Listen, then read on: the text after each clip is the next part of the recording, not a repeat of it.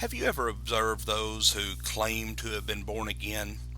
Did you notice any difference in the way that they acted after they were converted than before they were converted? If they did not behave any differently, did you wonder if the conversion was really genuine? If they did conduct themselves in a more godly fashion, do you have any explanation for that? The Apostle Paul wrote the Gentile Christians in several Roman provinces in 1 Peter 1, verses 22 through 25, and he said these words, "Seeing ye have purified your souls in obeying the truth through the Spirit, unto unfeigned love of the brethren, see that ye love one another with a pure heart fervently, being born again, not of corruptible seed, but of incorruptible, by the word of God which liveth and abideth forever. For all flesh is as grass, and all the glory of man as the flower of grass. The grass withereth, and the flower thereof falleth away, but the word of the Lord endureth forever. And this is the word which by the gospel is preached unto you." Now Peter's admonitions to these Gentiles is very plain and pointed.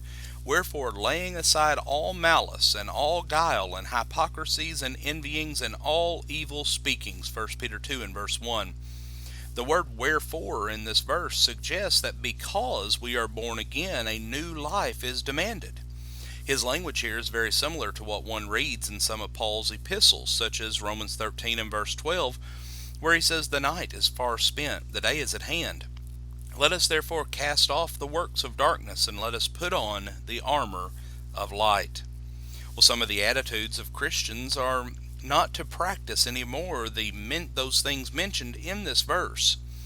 The tense of the verb "laying aside" should be rendered "having laid aside."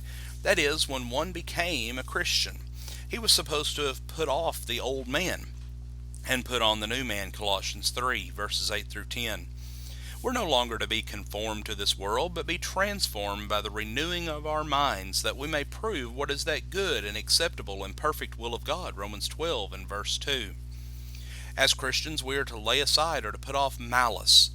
This word could be translated wickedness and refers to vice of any kind.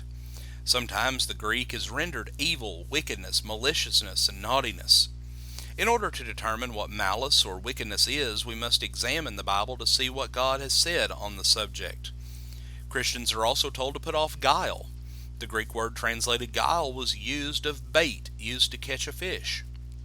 The verb is sometimes translated to deceive or entice or allure. The word describes the behavior of men and women who try to deceive others. Whatever our motivation, we have no right to deceive anyone, even if we believe that it is for their own good. Evil speakings in the verse that we're studying today is in some versions rendered slander.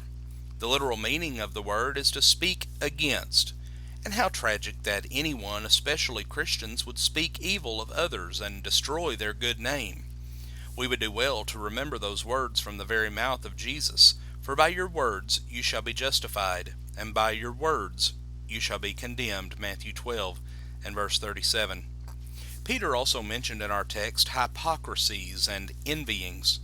Surely we all know, both by reading the scriptures and from experience, what hypocrisy is and how abominable this practice is. Jesus was not consciously giving a definition of hypocrisy in this verse, but it would be difficult to find a better one. "This people draws near unto me with their mouth, and honors me with their lips, but their heart is far from me," Matthew 15 and verse 8.